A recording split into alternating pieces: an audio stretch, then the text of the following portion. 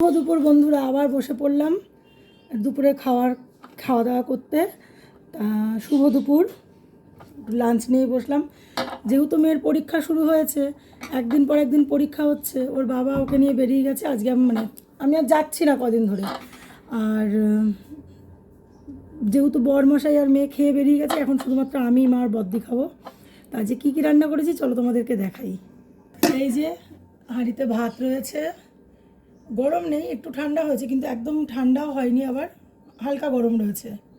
তো ভাতটা আগে করতে হয়, মেয়ে খেয়ে যাবে পরীক্ষা দিতে, ওই জন্য একটু আগেই করেছি। আর এই দেখো নিম বেগুন যে বানিয়েছি, আমরা তো খুব ভালোই খাই, আর গরম পড়ে গেছে, এগুলো এখন না খেলে হবেই না।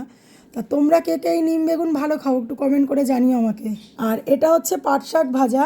পাট শাক তো আমরা ডাল বড়া এগুলোই ভালো খাই, কিন্তু আমার মেয়ে যেহেতু খুব ভালো খায় পেঁয়াজ দিয়ে ভাজা খেতে, ওই জন্য ওর জন্য ভাজা করেছি।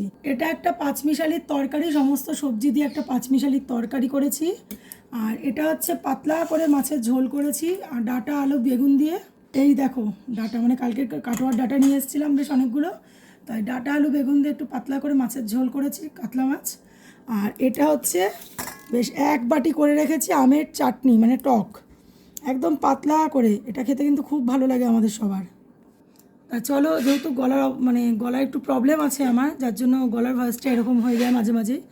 তা যাই হোক, আমরা তো আজকে এগুলো দিয়ে খাচ্ছি, তোমরা কে কী দিয়ে খাচ্ছ একটু কমেন্টে জানিও।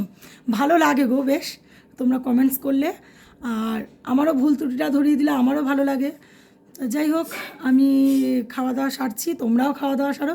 ও সঙ্গে তোমাদেরকে একটা জিনিস দেখাতে ভুলে গেছি, সেটা হচ্ছে এই যে শশাটা, এটা আজকে আমিই খাবো। স্যালাডটা বরের জন্য আর মেয়ের জন্য করে দিয়েছি। আর এখানে মা এখন খেতে দিচ্ছে আমাদেরকে। বর্দি এখনও নামেনি, ওপর থেকে পুজো দিয়ে এখন নামবে। তা চলো টাটা, অনেক বেলা হয়ে গেছে, তোমরাও খাও, আমরাও খাওয়া দাওয়া সারি। চলো টাটা, শুভ দুপুর।